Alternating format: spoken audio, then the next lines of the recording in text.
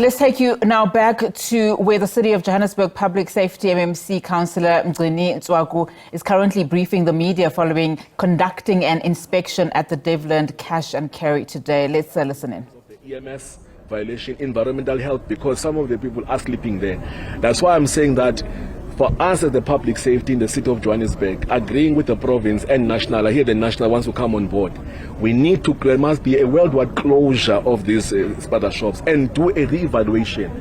And you must actually reissue, these licenses with a proper audit in terms of the food, in terms of the food, the buildings and everything. There must be a proper compliance that is actually happening. But with our side, we will start with the areas of which is quite a lot of the problem there. Any comment from this? MMC, we see you speaking about regulation right now. You are live on SABC News. This is Mbalenhle Mthethwa for SABC Television News.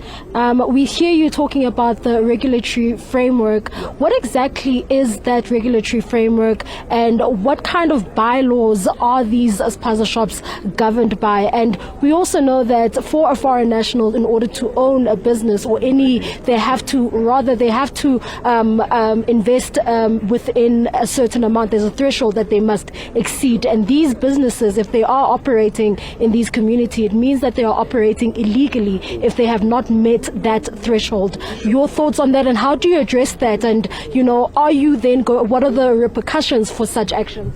Okay, last time I've actually explained in terms of when you want to open a spaza shop, what must you do? First, you must go to the building, the planning. The area that you are in, it must be zoned properly, that it's a commercial place, right? And then from there, you will do the construction of the place. Then you must have a plan. That plan must be approved by the building control. Number two, it must be approved by the EMS. On the EMS side, it must ensure that it complies with the Fire Brigade Act. There must be emergency exit, there must be inside, there must be hose reels, and all those things. And then thirdly, it is that you must also the environment. So the environmental guys must actually give you the certificate of occupation. Everything is fine, it's clean, and everything like that. And then people must not sleep there. Now, the problem we're experiencing there is that's why I'm saying that last year when we did this the inspection last year, we actually gave them, we spoke to the national spaza shop owners that you are not complying in the majority of all the spaza shop that you have. They don't comply at all. So we said, okay, come through, do all these things that the people must not be sleeping here, they must comply AMX, they must go and apply at the developmental planning. Before you get that form is a lot. Before, you must have an ID. So what normally happens is that the owner of their houses, they apply on behalf of whoever is going to own the spaza shop. And then what happened at the end? The guys come in, normally the Ethiopians and the Ethiopians and the Pakistanis, if they want to open there, then what you do that they have a list between themselves. But the owner, it actually must stand.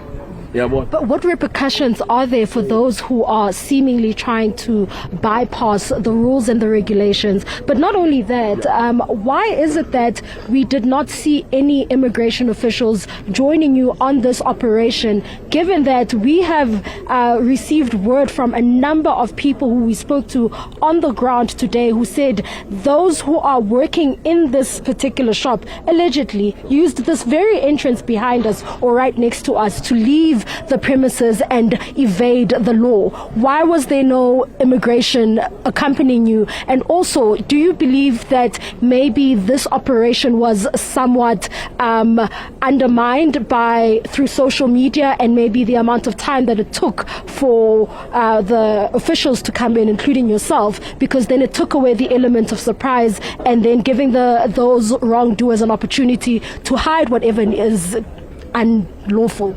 No, but here when we've got the store. One of the things that we've checked, we found some contravention on the law. Number one is the floor plan is not in place. They could not hide that. Number two, we found that there was meat that did not have any stamp of best before and all of that, the expiry date. Those ones actually have been removed. And then secondly is that we found that there are cats around the area. So we actually give them a fine. We found that there were no hose reel. There's simply a non-compliance in terms of the fire, fire brigade act. So that element of surprise, it actually is still there because they could not fix what actually has been wrong. And then we've invited all the stakeholders. I mean, we invited CRAM has got your building control, environmental health, and all of that. And then I think we've sent, go through the JMPD they invite SABC, then they will invite the Home Affairs and all those, because obviously everyone, we must check them if they are legal. In other words, they've been documented. So everyone must be documented. We invited them, but in some of the operations they come, in some of them they actually don't. So it's fine. We don't have an issue with that. So there you have it. That is that briefing. It continues here with the MMC for Public Safety here in Lenasia, where an operation has just been concluded. But we do understand from those who gave us an anonymous tip-off that those who have been allegedly working unlawfully here or employed unlawfully, who don't possess the necessary documents to be working here, used this very gate here to vacate the premises, to remove their uniforms and walk around in their ordinary clothes, everyday clothes. And this then meant that the operation was to a certain extent undermined, given to the fact that, it did start off rather late, and a lot of time was spent in one of the offices verifying that all the documents that were necessary to run an establishment or a business such as this one were in place.